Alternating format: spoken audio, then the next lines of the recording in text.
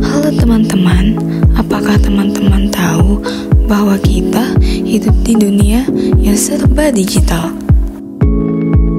Mulai dari belanja, belajar, bahkan berkonsultasi kesehatan, semua bisa dilakukan hanya dengan sentuhan layar loh.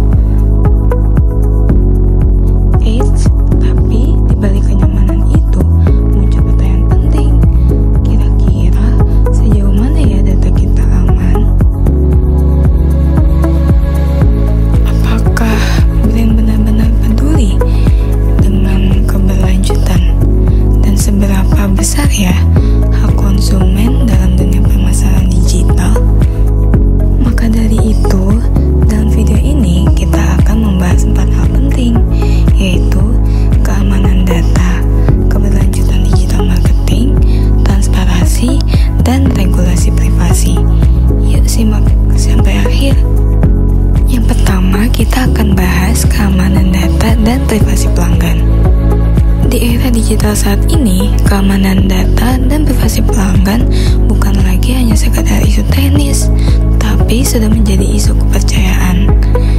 Konsumen kini makin sadar bahwa data pribadi mereka seperti email, lokasi, bahkan privasi belanja adalah aset yang sangat berharga.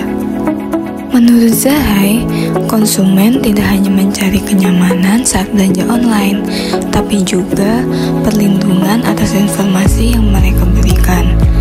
Perusahaan digital dituntut untuk memiliki sistem keamanan yang kuat, mulai dari enkripsi, firewall, hingga protokol perlindungan privasi yang transparan.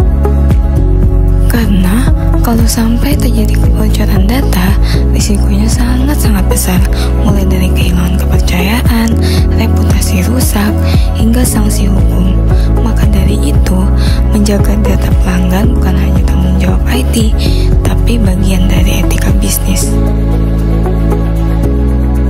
Selanjutnya, kita akan membahas keberlanjutan dalam digital marketing.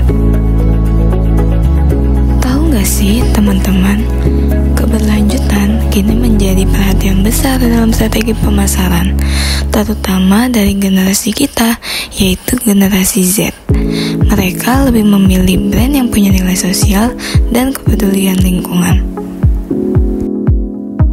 Dani Susilo menjelaskan bahwa keberlanjutan telah menjadi pilar penting dalam komunikasi merek.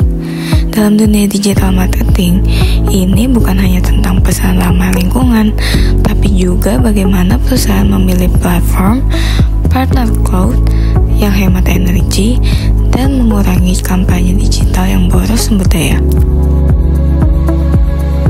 Tapi hati-hati, generasi Z juga kritis terhadap greenwashing, yaitu saat brand pura-pura peduli lingkungan demi citra.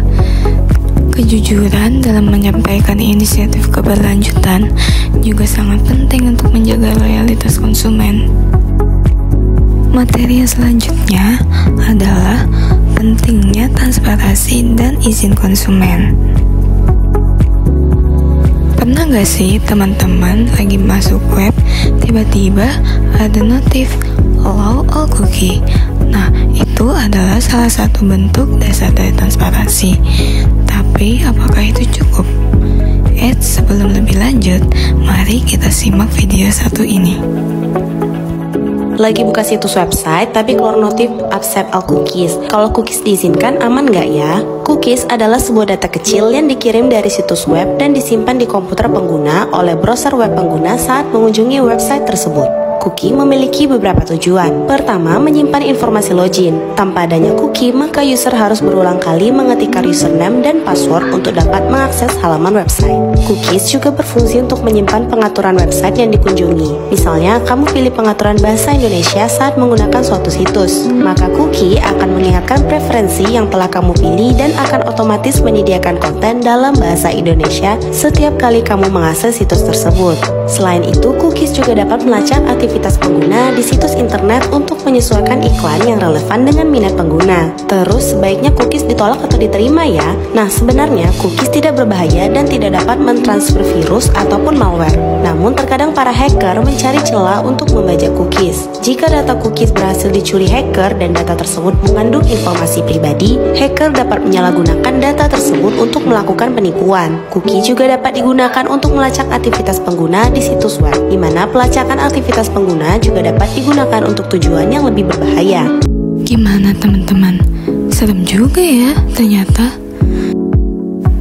Tapi, praktik pemasaran digital yang etis dimulai dari mendapatkan izin eksplisit sebelum mengumpulkan atau memproses data.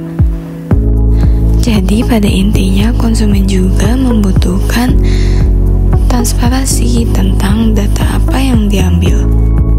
Jadi intinya digital marketing bukan cuma soal promosi, tapi juga soal tanggung jawab terhadap data, lingkungan, dan kepercayaan konsumen. Semoga video ini bisa bermanfaat bagi kita semua. Jangan lupa like, comment, and subscribe. Dan sampai jumpa di video berikutnya.